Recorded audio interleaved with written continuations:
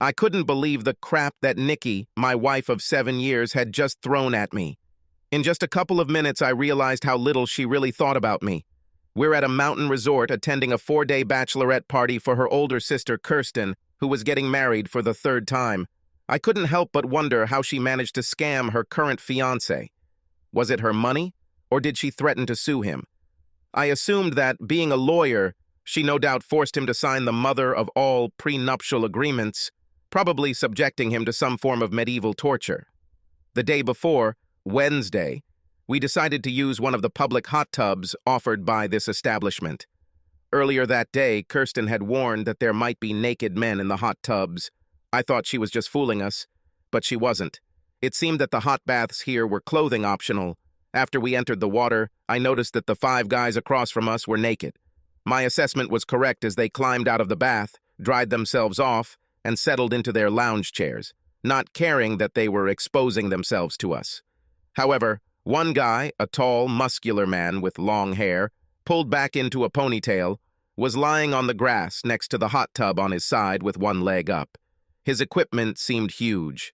I noticed Nikki staring at him with glassy eyes. I guess I should step back and tell you a little about us. My name is Ned Carson, and my wife is Nikki. I am 39 years old, and she is much younger. She just turned 32. I used to be a police officer, but was injured in the line of duty. As a result of my injuries, I was shot several times. I was written off for health reasons. This was before I met Nikki. She was one of the physical therapists who worked with me to help me learn to walk again. I still find it difficult to walk very far, but I managed to get around. After my dismissal, I became a private detective. Luckily, most of my work is done either at my desk or in the front seat of my car, and I don't have to run around much. I worked with one of the best detectives for several years, until he died of a heart attack. After his death, I took over the day-to-day work, reporting to my former boss's partner. Nikki and I dated for a while, fell in love and got married. The first 5 years of our marriage were wonderful. Or so I thought. However, a couple of years ago, I was diagnosed with type 2 diabetes and high cholesterol. Of course, my habit of smoking 2 packs of cigarettes a day didn't help matters much. Thanks in part to the medications I took for diabetes and cholesterol, I found that I couldn't have sex the way I used to. I even tried to quit smoking, but all it did was make me irritable. At first, Nikki said she understood and we did everything we could. Even if I couldn't maintain my arousal for very long, I still satisfied her. Anyway, she seemed to enjoy it, and I always made sure she got to the finish line. But over the past couple of years, something has changed. Slowly but surely, Nikki changed from a sweet, caring, loving woman to a shrew that I sometimes didn't recognize, constantly ordering me around and becoming hot-tempered over trifles. Nothing I did seemed to satisfy her anymore. To top it all off, our personal life has become almost non-existent over the past year. I did everything I could to keep her happy, but it seemed to be a lost cause. I was hoping that this little trip to a mountain resort could rekindle the spark between us. But it became clear to me that this was a hopeless cause. As I looked at the man deliberately exposing himself to Nikki without a care in the world, I realized that he seemed somehow familiar to me, but I just couldn't place him. Earlier today, Thursday, Nikki said she was going shopping with her sister, so I decided to go play golf. I returned a little earlier than planned, took a shower, and got dressed. I was hoping to take Nikki out to dinner and dancing later as a possible prelude to sex. As I was getting dressed, Nikki ran into the room wearing a bathrobe. Her hair was wet, and she seemed flushed. She sat on the bed and looked at me for a while. "I thought you were going shopping with Kirsten," I said. "I changed my mind," she said. "Instead, I went to the hot bath." "I see it," I told her. "Were there any naked men there today?" "Oh, yes," she said with a smile. "There was a guy with a ponytail. His name is Ramon Torres. He's doing some work at a film studio on the West Coast. You would really like him." That's when it dawned on me. I knew exactly who he was. Yes, Torres does work for a film studio, but you likely won't see his work on the big screen. That's because his work is a little more lame. "I take it you've gotten to know this guy Ramon a little," I said. She snorted at this. Yes, I did it, she said. And some of his friends. I understand, I said. Did you have a good time? It was the best time I've had in years, she said. Is this what you had in mind all along? I asked.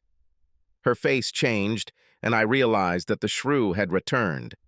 Yes, that's true, she said. I looked at her, and for a moment I had no idea who this woman was. She looked at me before continuing, You cannot even imagine. For years you were the only man I ever had sex with. But the last 2 years have been real hell for me. I'm dying to have sex, but you can't even do it half the time. You know why? I said. All these damn drugs the doctor prescribed for me. It is not my fault. Of course it is, she said. All these years you've been smoking, drinking, eating crap food, and lately you've barely been exercising. Now you're paying for it. And me too. I need a man. Someone who has nice big equipment. Someone who doesn't cater to my every whim. I need someone who orders me to do what he wants, not one who sits behind a desk and refuses to confront me. I felt like I had just been punched in the gut. I couldn't believe what she was saying. I shook my head and wondered if this was all just a nightmare. However, she wasn't done yet. Do you know what he did? She asked with a grin. He ordered me to take off my clothes right there in front of them all. And you did it? I asked. Of course I did it, she said. And you had sex with them too? I asked, already knowing the answer. She giggled as she shed her robe, revealing her naked body underneath. I saw bruises and bite marks on her. Have sex? She asked sarcastically. No, I fucked them. Everyone. I even fucked 3 of them at the same time. And yes, I allowed them all to fill me. And you know what else? No, I said quietly, trying to contain my anger. What? They're all heading here now, and they're going to fuck me senseless right here in this bed while you watch, she said. I stood up and walked to the closet, where I grabbed my suitcase. What are you doing? She asked. Are you going to run away like a little weakling? I took a breath before answering and counted to 10. Now I remembered what it was about Ramona that drove me crazy. Apparently he had a nasty habit of getting women hooked on sex and drugs. He then recruited these women to star in adult films for him. Once he was done with them, he usually kicked them out onto the streets, where they eked out a miserable existence as fallen women, having sex with anyone for the next fix. The morality guys tried, unsuccessfully, to take him out of the game several times over the years. If you were smart, you would run away too, I said. But you're not too smart, are you? Stay and have fun if you want, but no matter what, it's over between us. Say hello to your sister. I finished packing my suitcase and headed towards the door. What? Are you just going to leave me? She asked with a smirk on her face. Yes, I'm leaving, I said. I'm fed up with your crap, and I will not be your willing cuckold. Goodbye. With these words, I turned and left. As I walked down the hallway, I saw Ramon and 4 of his friends walking down the hallway. After they passed me, I called out to him. Ramon, I called. He turned and looked at me. Yes, what do you want? He asked. I took off my wedding ring and threw it to him. You want her? She's yours, I said when he caught the ring. I'm done with her. He grinned and put the ring in his pocket. Whatever you say, dude, he said. He snorted and turned back the way he had come. I walked to the car, loaded up, and drove off, stopping to buy a pack of cigarettes and a 6-pack of beer. At that point, I really didn't care if I lived or died and decided it was either smoke it or break something. 3 hours later, I was home. I was hoping Nikki would at least call and apologize, but she didn't. To hell with it, I thought to myself. It was still quite early, so I decided to take matters into my own hands. If Nikki thought she could just have her little gangbang and go home as if nothing had happened, then she was out of her mind. I called a locksmith and arranged for all the locks in the house to be changed. I had to pay extra for it to arrive quickly, but for me, it was worth it. I grabbed a beer, sat on the back porch with a notepad, and made a list of things to do. I've worked on enough cases involving cheating spouses to know how it goes. Typically, the husband would get the cuckolds while the wife would end up getting half of everything. I also knew that I would not be able to file on the grounds of adultery since it is a no-fault condition. Having made my list, I drank a couple more beers and smoked a few more cigarettes. Finally, I went to bed, hoping to wake up and find that it was all just a terrible nightmare, but that did not happen. The next morning, I got up and checked my phone, hoping against hope that Nikki would come to her senses. But she didn't. There were no calls, no text messages, nothing.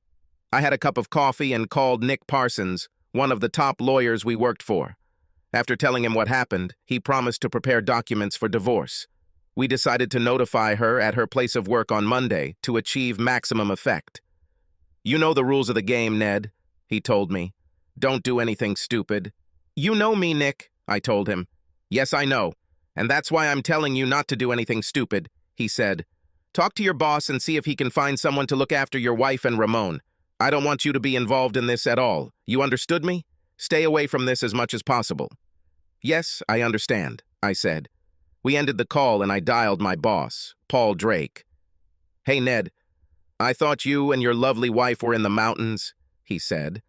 "What's happening? Everything is fine?" "No, Paul, it's not like that," I said. He listened while I told him my story. "Damn," he said when I finished. "I'm sorry to hear it. Do you want me to send someone there to keep an eye on what's going on?" "Yes, that would be great," I said. "But it has to be someone Nikki doesn't know." "I have everything under control," he said. "You know, I've been doing this for a while. Do as Nick says, and stay out of this for your own good. I'll send someone there as soon as possible." "Thanks, Paul. I appreciate it," I said when we ended the call. From there, I went to the bank to take care of our accounts. I charged half and canceled her credit card. I thought about canceling her ATM card, but decided to leave it as is so we could track any charges she might have made on it. However, I reduced the amount she could receive daily. Once I was done with that, I went to another bank and opened an account in my name only. I stopped at a diner and devoured a pastrami sandwich and then headed home. There was really nothing more I could do except sit and wait. After a while, I decided it was time for me to take inventory of myself. I had to do something. I stepped on the bathroom scale and noted my weight, 98 kilograms. Then I looked at myself in the mirror. I still had a good figure, but I had developed a bit of fat, and the muscles that I had before when I wore the uniform have mostly become flabby. No wonder Nikki didn't want to have sex with me anymore, I thought. Heck, I wouldn't want anyone having sex with me at the moment. I remembered the doctor telling me that my diabetes would be easier to manage if I could get my weight below 200 pounds. He even gave me a nutrition guide, but I basically ignored it, thinking I was simply too young for that kind of thing. However, now I have changed my mind. Maybe in a way Nikki was right. I allowed myself to get into this state. But damn it, she didn't have to do what she did. If she really loved me, I reasoned, she would have said something sooner. I decided right then and there to change everything. Grabbing the phone book and a pack of cigarettes, I headed out to the back porch and looked for gyms. I found one or two and decided to check them out. I was about to leave when my phone rang. I saw that it was a number I didn't recognize, but I answered anyway. "Carson," I said after answering.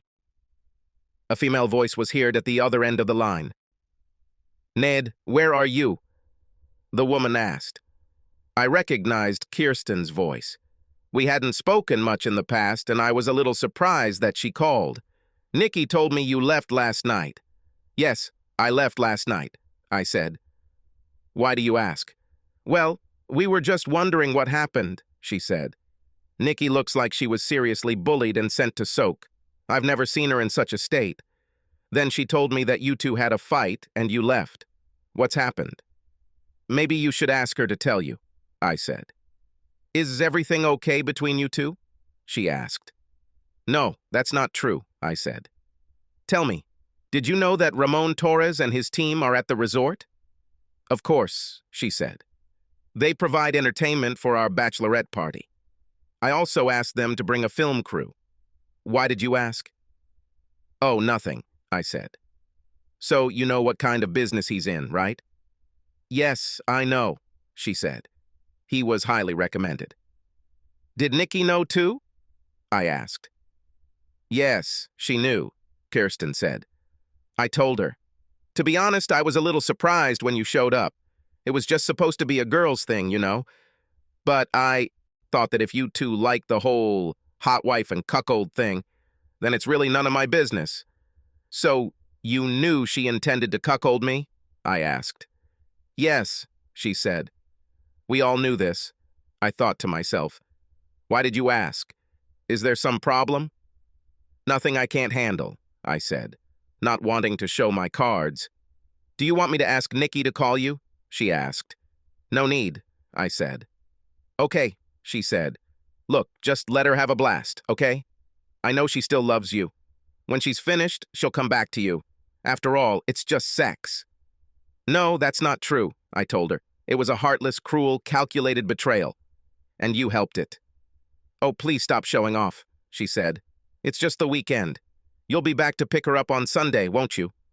No, I said. She can find her way back on her own, but she won't be welcome there. I heard Kirsten gasp when I said that, but I really didn't care. To hell with them all, I thought.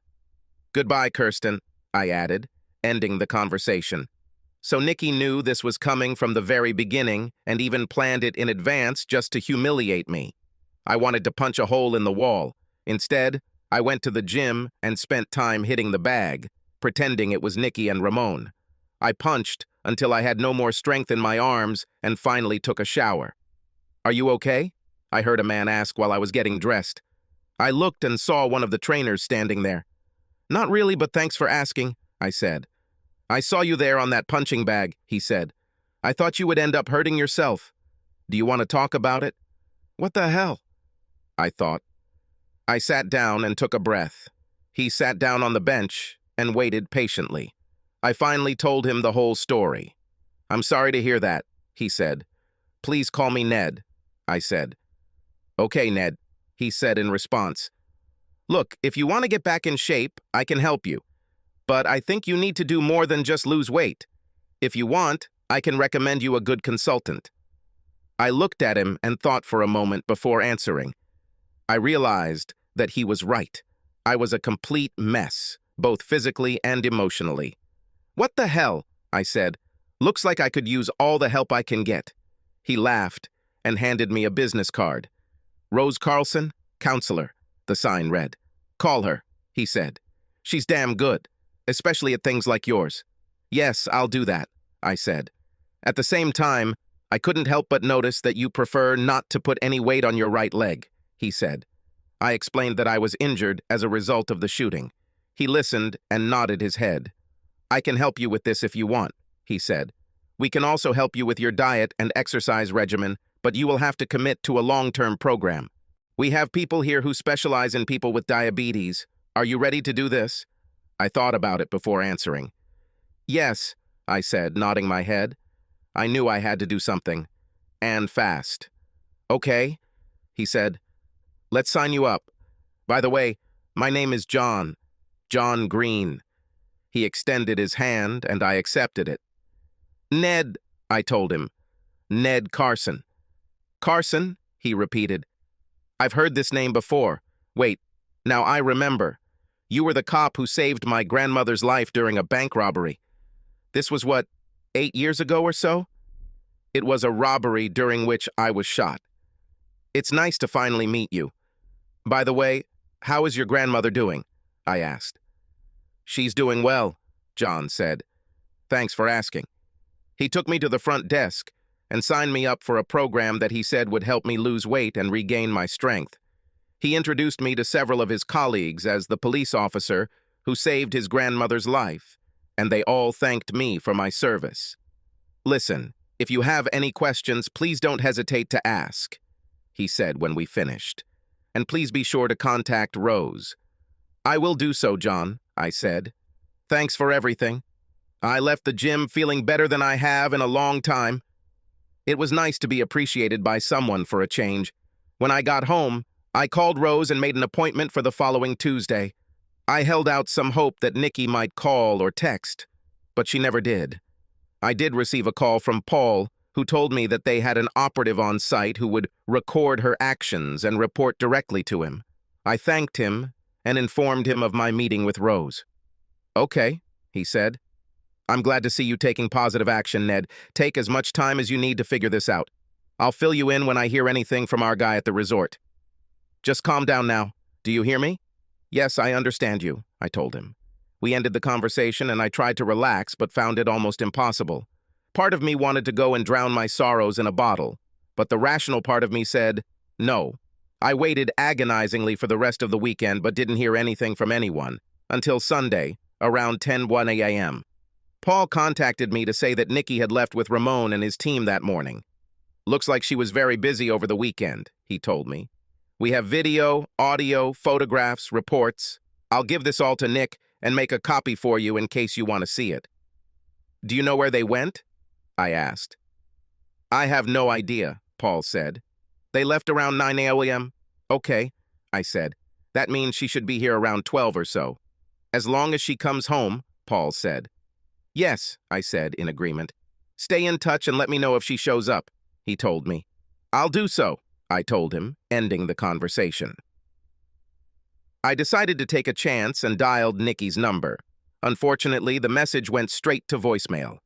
"Nikki, call me when you get this message," I said. "I know that you left the resort. Call me." I ended the call and dialed Kirsten's number. She answered after the third ring. "Kirsten, this is Ned," I said. "Yes, I know," she said. "You missed one hell of a party, Ned." "Somehow, I feel like I haven't really missed that much," I told her. "As I understand it, Nikki left with Ramon." "Yes, they left early this morning," she said. "Do you know where they were going?" I asked. "I have no idea," she said. "I'm not my sister's keeper. I assumed they were heading to your house, but I'm not sure." "Do you really care whether she comes home or not?" I asked. "Hey, don't be harsh with me," she said. "Nikki is a grown woman and she can do whatever she wants and go wherever she wants, with whomever she wants. If she decides not to come home, that's not my problem. Now get lost." With these words, she ended the conversation. I put the phone back in my pocket and sat in the living room, waiting. It's amazing how slowly time passes when you look at the clock. The minutes passed slowly. Pretty soon it was 12:30 and Nikki still hadn't shown up. I waited anxiously, but nothing happened. An hour later, there was still no word from Nikki, and my voicemail still wasn't answered. I launched the search app on my mobile and tried to find her using it, but to no avail. Apparently, she turned off her phone and took out the battery, so I couldn't track her. I turned on my computer and checked my email. Nothing. I continued to wait, and wait, and wait a little longer. By 6 p.m., she still hadn't shown up, and I assumed she either hadn't returned home or had been in an accident on the way. I contacted Paul, who made several calls only to find out that she had not been hospitalized and, as far as he could tell, had not been stopped by the police along the way. I got an idea and went back to my computer. I thought that if she used her card at the ATM, I would see that it was reflected in our account. When I opened the online check-in, I saw that around 9:45 a.m. at the airport, which is fairly close to the resort, $200 had been charged. This was the daily limit I set her card to on Friday. Based on this information, I assumed that she decided to fly off with Ramon and his gang. But where? Opening another browser window, I checked for flights out of that airport and saw one departing to Los Angeles at 11 p.m. I've also seen flights to Miami, San Francisco, Dallas, and Seattle around the same time. I knew Ramon lived on the West Coast, so I figured that was where she was headed, but I wouldn't be sure until she used the map again. I called Paul and brought him up to date. "I think we'll have to wait until she uses her card again," he said. "It will happen at the earliest tomorrow," I told him, "and by then she could be anywhere." "Have you considered reporting her missing?" he asked. "The police won't do anything until she's gone for at least 24 hours, I said. "Then we have nothing left to do but wait," he said. "Is there anything in the video transcripts that indicates where she might have been going?" I asked. "I figure if we go through it line by line, we might be able to find something," he said. "Do you want to try to figure this out?" "I have to do something," I said. "There must be something that indicates where she is." "Okay, Come over to my house and we can start discussing this if you want, he said. But I have to tell you, what I saw from this was not very pleasant. I don't care, I said. I need to know where she's going and whether she'll ever come back. Well, then come, he said. We ended the conversation and I drove to Paul's house as quickly as the law allowed. When I got there, his wife Donna opened the door and let me in. Can I get you something to drink, Ned? Maybe coffee? Or do you prefer beer? She asked. I need to collect my thoughts, I said. Coffee would be ideal, please. Okay, she said. Paul is in his office, so go straight there. I walked into Paul's home office and saw that he was looking through a rather thick stack of papers. He looked up when I entered. Come in, Ned, he said. Here, take this and see what you can find. He handed me a thick stack of papers, and I sat down to look through them. He was right. It wasn't pretty at all. Mostly Nikki was begging to be fucked harder and faster, and there were a lot of comments from Ramon and his gang regarding the quality of all her charms. Most of it was quite sickening and childish, in my opinion. I also couldn't help but notice the obligatory insults Nikki and her lovers were throwing at me. It's a pity that your loser husband was too cowardly to stay by your side, Ramon said. Yeah, well, it's his loss, Nikki said. He will never touch me again. He gave me his ring when he left, Ramon told her. He said that now you are all mine, and it's over with you. Laughter. Maybe I'll pee on him for old time's sake, she said. Laughter. At that moment, I wondered what it was that I had ever seen in her. Good riddance to bad trash, I thought. We continued to review the transcripts, trying to find a clue. Suddenly, Paul screamed. Wait, he said. I think I found something. What? I asked. It was late Saturday night, around 11:45 p.m., he said. Here, read this. Tell me what you think. I took the transcript from him and began to read a few lines above where he indicated in order to better understand the context. God, boss, she's the best we've had in a long time, said one of Ramon's henchmen. We could make a lot of money off this ass. You think so? Asked Ramon. Oh, hell yes, said the other footman. What do you think? Asked Ramon. Are you ready to earn some real money? I'm not a fucking fallen woman, Nikki said. Laughter. No, baby. I'm talking about movies, online videos, Ramon said. You have an amazing body and a pretty face. All you have to do is do what you're doing right now in front of the camera. You do this innately. I've been thinking about a whole new line of cuckolding and humiliation videos, and you'd be perfect. Yes? When can I start? She asked. We can leave right after the party if you want, Ramon said. We will give you a nice apartment in Los Angeles, and you will work exclusively for me. Of course, I get a cut of everything, but you could make a hell of a lot of money if you make enough videos. Can I have some more of that white stuff you gave me earlier? She asked. And a little of this ecstasy? Whatever you want, baby, he said. You mean I get as much sex as I want and I get paid? She asked. And I will humiliate losers like Ned? That's right, said Ramon. Count on me, she said. What about your loser husband? Asked one of the footmen. Are you going to tell him? To hell with him, he's in the past, she said. He'll never see me again. When are we leaving? Tomorrow morning, said Ramon. We leave here at 9 a.m., go to the airport, and then fly west. Hell yes, she said. Let's do it. I returned the transcript to Paul. Do we have this on video? I asked him. Yes. Let me just take the disc and turn it on, he said. He pulled out one of the discs and inserted it into his computer, then played the video, redirecting it to the timestamp in the transcript. He looked at me before starting. Are you ready for this? He asked. Let's get this over with, I said. He started the video, and I saw that it was filmed through the window of Nikki and I's room. She was lying on the bed naked. Ramon was next to her, and they were surrounded by his lackeys, one of whom was holding a camera. Next to them was a tray containing several shots of what appeared to be cocaine. I could tell by the way she was acting that she was high on something, probably cocaine. I looked closer to see if I could spot anyone else, but I couldn't. I wouldn't be surprised to see Nikki's sister at the center of it all. We watched the video accompanied by the transcript. After they finished talking, They had group sex again. "I've seen enough," I said with disgust. "Turn it off." Paul turned off the video and looked at me. "Well?" he asked. "She's clearly doing this of her own free will, even though she's high on cocaine and God knows what else," I said. "So there can be no talk of kidnapping. And I didn't see Kirsten anywhere in this video, so it's doubtful she knows anything. Even if she knew, she wouldn't say. But we must still make a good faith effort to find her so we can notify her. Do you know anyone in Los Angeles?" "Please, Ned," Paul said. "You know, I have connections everywhere. I'll make a few calls and see what we can come up with.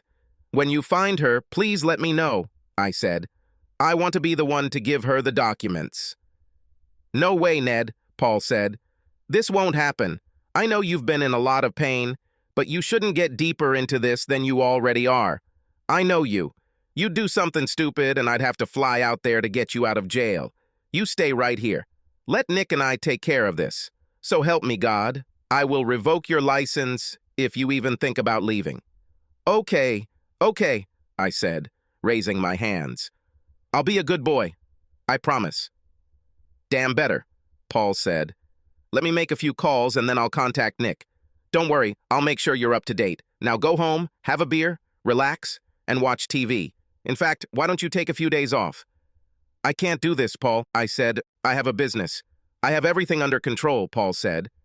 "Consider this an order. Are you on vacation? Effective immediately." "Okay," I said. "I'm on vacation. I'll be a good boy and go home." We shook hands and I headed out, thanking Donna for the coffee. I thought about having a beer again, but changed my mind and drove home. This was good because I heard the house phone ring as soon as I entered the living room. "Hello," I said when I picked up the phone. When I saw Kirsten's number pop up, I pressed the button on my answering machine to record the call. "Hi, Ned. This is Kirsten," she said. "Yes, I know," I told her. "And you should know that I am recording this conversation. I hope you do not mind." "Not at all," she said. "If I were in your place, I would probably do the same." "What do you want, Kirsten?" I asked. "I just heard from Nikki," she said. "She asked me to represent her interests if you file divorce papers against her." "Do you know where she is?" I asked. "She told me she's in Miami now, but she'll be moving around a lot and probably won't be back soon," Kirsten said. "Miami then?" I asked. I knew she was either lying or had been lied to. "That's true," she said. "At least that's what she said. She tells me that you will probably divorce her." "This is true?" "As we speak, documents are being drawn up," I said. "When they are ready, send them to me," she said. "I'll send you my address by email." "I'll pass this on," I said. "Did you know that she intended to leave me to become a slut in adult films for Ramon Torres?" "No, Ned, I didn't know that," she said. "I know you don't have a very high opinion of me, but it's the honest truth. I thought she was just going to have sex with him to make you jealous enough to do something about it, but I didn't know she would leave you. I was shocked when she told me about this. I happen to know that you are a fundamentally good person, Ned, so please accept my apologies." "Did you know about the drugs he used on her?" I asked. "Cocaine and ecstasy?" "Well, I knew about ecstasy, but not about cocaine," she said. "We all took some ecstasy that night, but I didn't see any cocaine." "You know what he does with the girls he recruits, right?" I asked. "He makes films for adults," she said. "He specializes in gangbangs, cuckolding, and humiliation.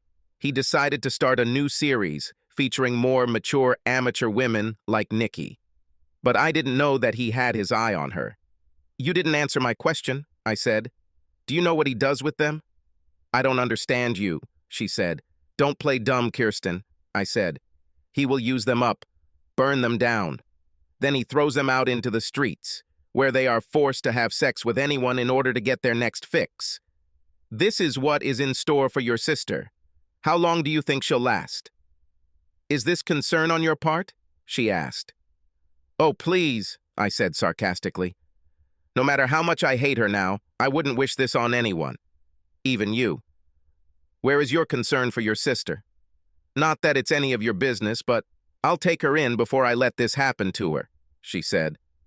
"Make sure she knows that," I said. From what I know about him, he'll probably break up with her in 5 years. Maybe less. I hope you have a spare room at hand. You don't have to worry about the size of my place, she said. All I need to know is what you want in a divorce. You'll find out soon enough, I said.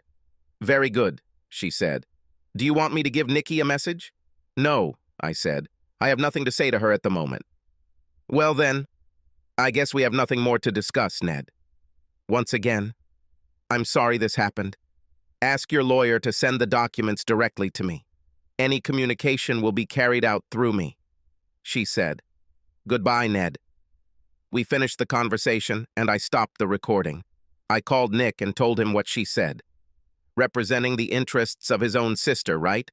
After facilitating her actions, he said, Wow, isn't this unethical? I asked. No, not at all, said Nick. But in my humble opinion, it doesn't look very good. We'll send Kirsten a copy of the documents, but I want to see if we can track down your wife and notify her in person. There's too much of a chance that Kirsten will conveniently not deliver the documents to her sister and then claim that she was never properly notified. Do you think she would really do that? I asked. Oh yeah, Nick said. You'd be amazed at some of the things I've seen her do. I'll talk to Paul and see if we can find Nikki. If not, we will do what is called divorce by publication. What is this? I asked. Well, when a spouse leaves and cannot be found, we can pay to publish the document in a newspaper where she will likely see it at least once a week for 4 weeks, he said. If it turns out to be in the Los Angeles area, as we believe, we will publish it both here and in the LA Times. This way we can show the court that we went through all the necessary hurdles to notify her.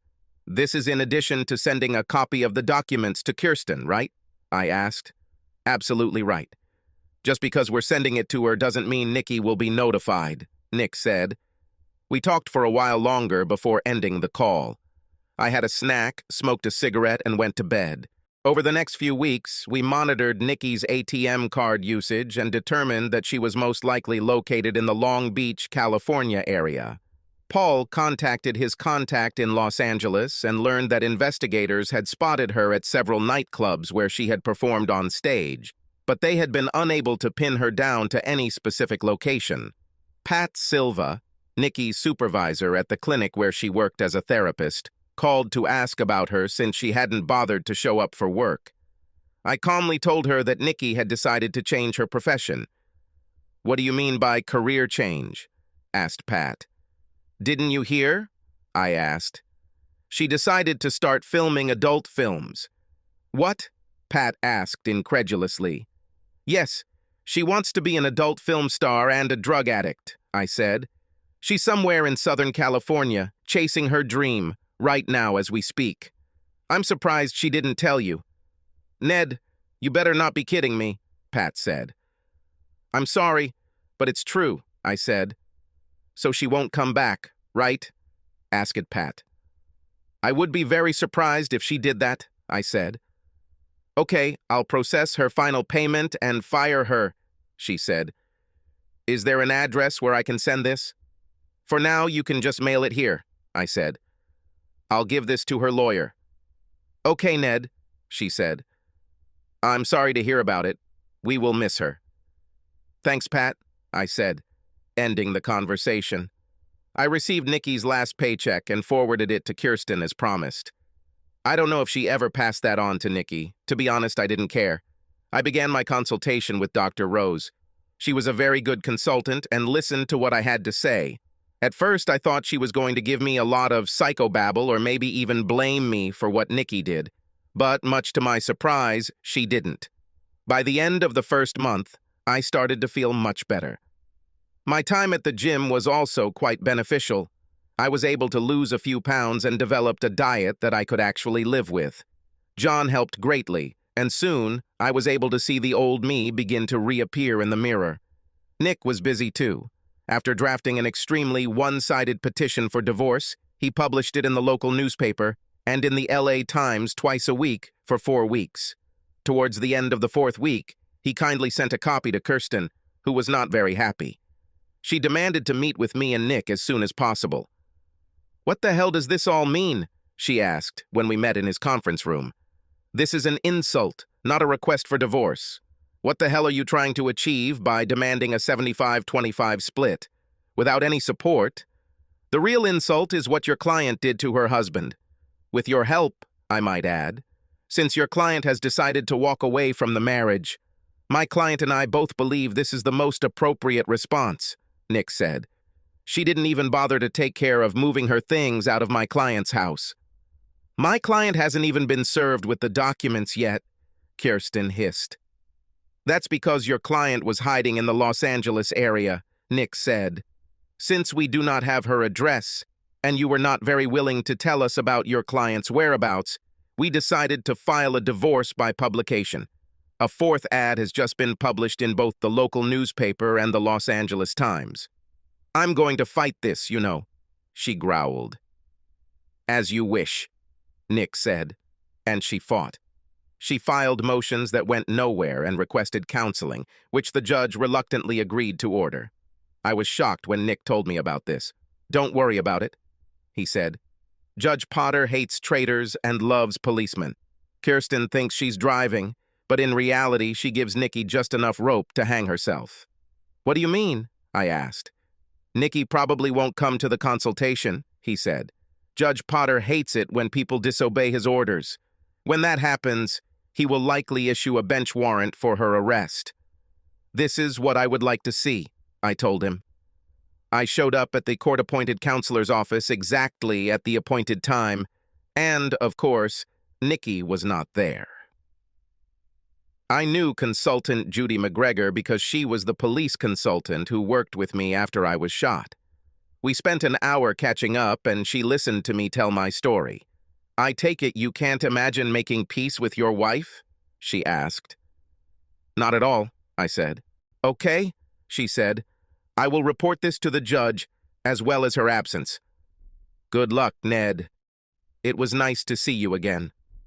From what Nick told me later, Judge Potter was furious that Nikki had disobeyed his orders and issued a bench warrant for her arrest.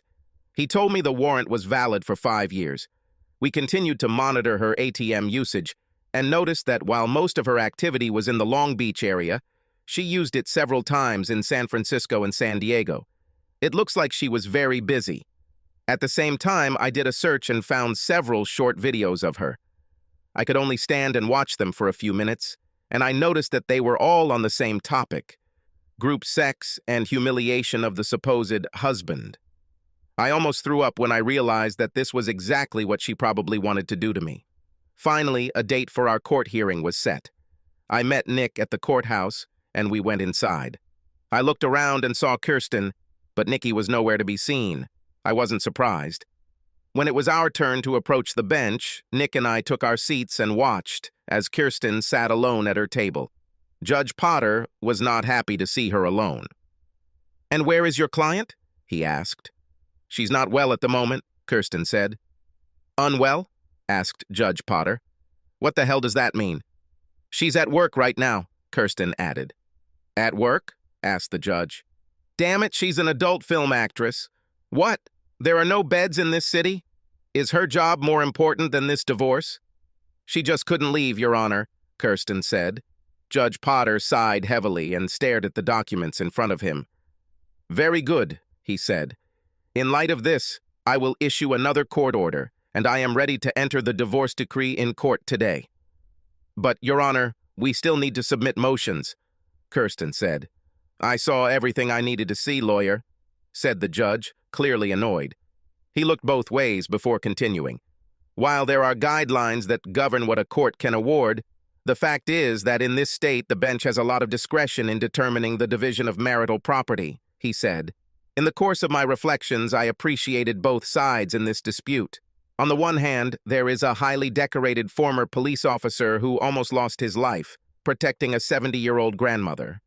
On the other hand, there is a woman whose lawyer admits that she is a drug-abusing adult film actress who deliberately betrayed and abandoned her husband to pursue her debauched lifestyle.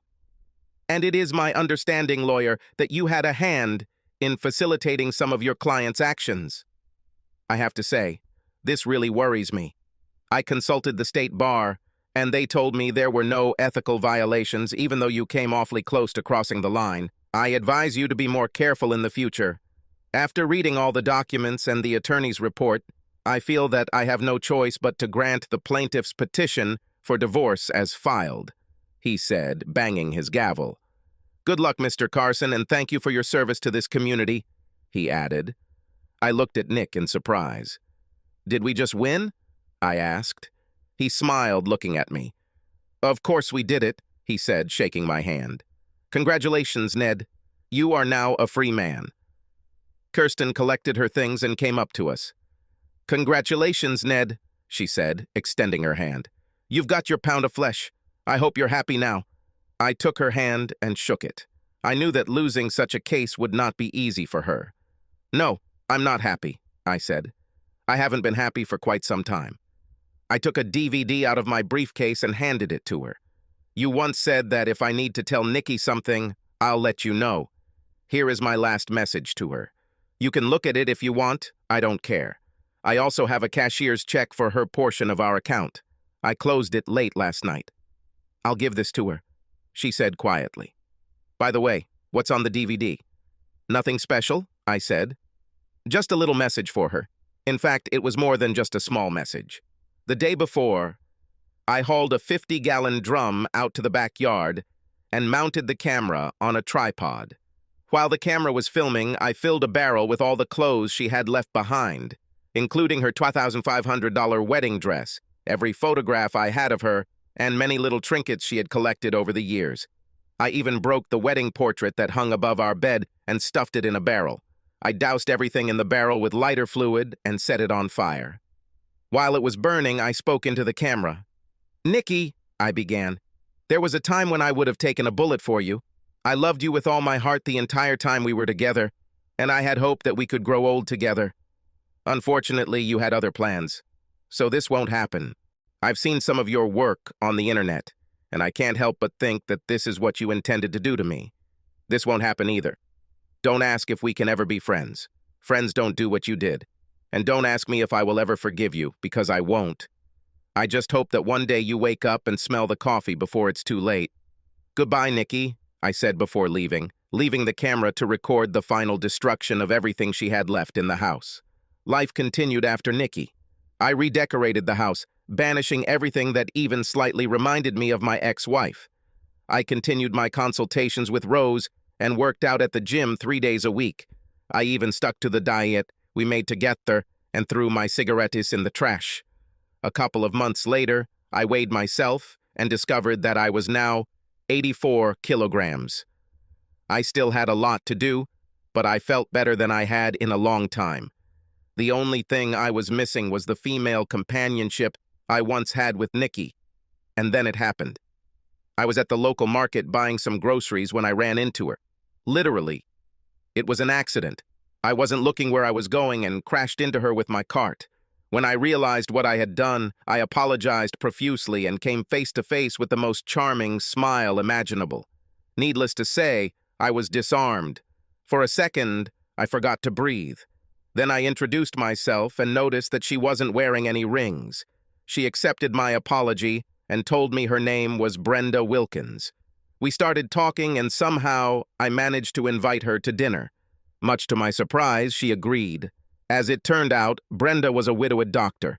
Her husband and young son had died in a car accident several years earlier while returning from a father-son camping trip. I expressed my condolences and told her about my divorce from Nikki. Somewhere in all of this, I mentioned my diabetes and what the medications did to me. She nodded her head in understanding. "I've encountered this before," she said. "Look, why don't you come to my office with your meds and let's see what we can do about it." I made an appointment and brought all my medications. She was shocked when she saw everything.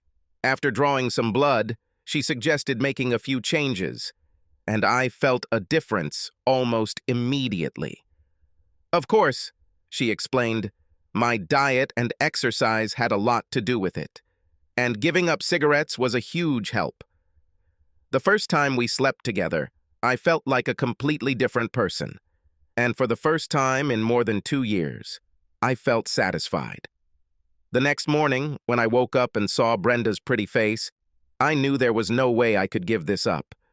She covered my face with kisses when I asked her to marry me. After we got married, we sold our houses, pooled our money, and bought a new house in a newly developed area. We both decided that it would be nice to start over so that nothing would remind us of the past. A little over a year after we got married, Brenda gave birth to twins, a boy, Christopher, and a girl, Julie. Life went on as usual with the Carson family, and I discovered that I loved being a father. One day, about 10 years after we got married, there was a knock on the door. I opened the door and saw Kirsten standing on the porch. She looked like she had been put through a meat grinder. "Ned, good to see you again," she said. "It's good to see you, Kirsten," I replied. "Please come in." She entered and looked around. I invited her to sit down and introduced her to Brenda and the children. "So, what brings you here, Kirsten?" I asked. "This is Nikki," she said. "You were right about Ramon." "About?" I asked. "What's happened?" "It took about 5 years, but he eventually used it up, just like you said," she told us. "She ended up on the street doing magic tricks to support her addiction. Unfortunately, women of easy virtue of her age do not live long on the streets. She managed on her own for a while, but eventually ran out of money and became homeless. She was found unconscious in an alley and taken to a rehabilitation center. I found out about this a few months ago and ordered to bring her here. She has cancer, and it doesn't look like she'll last long." "I thought you said you'd never let her get to that point," I said. "What's happened?" "We lost touch with each other about 6 years ago," she said. "Los Angeles authorities contacted me and I flew out to see her. She doesn't look good." "I'm sorry to hear that," I said. "What do you want from me?" "She wants to end this," Kirsten said. "She wants to see you one last time. I know you don't think highly of her or me, but I hope you find the strength to see her one last time. Please." It was something new. Kirsten asked for a favor. I looked at Brenda and saw concern on her face. "What do you think?" I asked her. "Kirsten is right, honey," she said. "She needs to calm down. And honestly, you think so too." "How serious is cancer?" she asked Kirsten. "That's bad," Kirsten replied. "By now, the infection has spread throughout most of her body. The doctors said that if they had caught the disease much earlier, they might have been able to cope with it, but now it is too advanced. They say she may live for a few more months or even a few hours." "Okay," I said. "I'll go see her." "I'll go with you," Brenda said. I agreed and took out my phone to arrange a babysitter. Carla, a teenage girl who lived next door, often helped us and, as it turned out, was free. After she arrived, Brenda and I followed Kirsten out. When we got to the hospice, Kirsten showed us Nikki's room. I was shocked when I walked in. I didn't even recognize her. Her thin, frail body had many tubes embedded in it, and her face was blotchy and discolored. It was as if all the beauty she once possessed had been sucked out of her. She opened her eyes as I stood next to her bed. "Ned," she croaked, and a tear rolled down her face. "Is this really you? You look so good." "Yes, it's me, Nikki," I said. "Oh, Ned, I'm so sorry," she sobbed. "I screwed up so badly. I spoiled it all. I know you said you'll never forgive me, but I'm begging you. Please, it hurts so much. Forgive me." I looked at Brenda and saw a tear roll down her cheek. I knew what I had to do, and it would be the hardest thing I've ever done. I sat down and took her hand. She was cold to the touch. "It's okay, Nikki," I said. "I forgive you." She burst into tears and grabbed my shirt with her other hand. I hugged her and let her cry on my shoulder. A few minutes later, a nurse came in, looked at her chart, and administered something to her IV. "This will help her get some sleep," she said before leaving. I looked and saw that she was already falling asleep, so I put her head back on the pillow. "Thank you for coming," Kirsten said. "You're welcome," I said, nodding my head. "How long will you stay here?" "I'll stay until the end," she said quietly. "I have a laptop and I work remotely. I've already agreed on everything. There will be no memorial service." She didn't want this. "What happened to Ramon?" I asked. She opened her purse and pulled out a folded piece of newspaper. "After he kicked her out, he hired another girl," she said. "Her husband didn't take it too kindly and killed him. quite brutally. I quickly looked through the article. The mutilated body of Ramon Torres was found in an abandoned warehouse in Ontario on Saturday morning, the article said. Disfigured? I asked Kirsten. Yes, she said. Wow, I said. And they know for sure that her husband did it? Yes, she said. He was seen leaving the warehouse. The jury found him not guilty on the grounds of temporary insanity. I can understand that, I said. I wanted to do this with him myself. I'm sorry, Ned, she said. For all. Yes, I said quietly. Anyway, we both felt bad after watching that video you gave me, she said. I never really thought about sex outside of marriage until I saw this video. Until then, it was just something I did for my own satisfaction. After I watched this video, my opinion changed. I never truly understood how much it hurt to be deceived, or how expensive it could be, she added, glancing at Nikki. Thanks to you, I am no longer the woman I was 10 years ago. I'm glad to hear that, Kirsten, I said. Take care of yourself, Ned, she said, hugging me. And take care of my ex-brother-in-law, she told Brenda, hugging her. Count on it, Brenda said, hugging her back. We got out and returned to the car. Are you okay? Brenda asked as we fastened our seatbelts. Yes, I'm fine, I said, starting the car. Karma. This could really be unbearable, I thought as I headed home.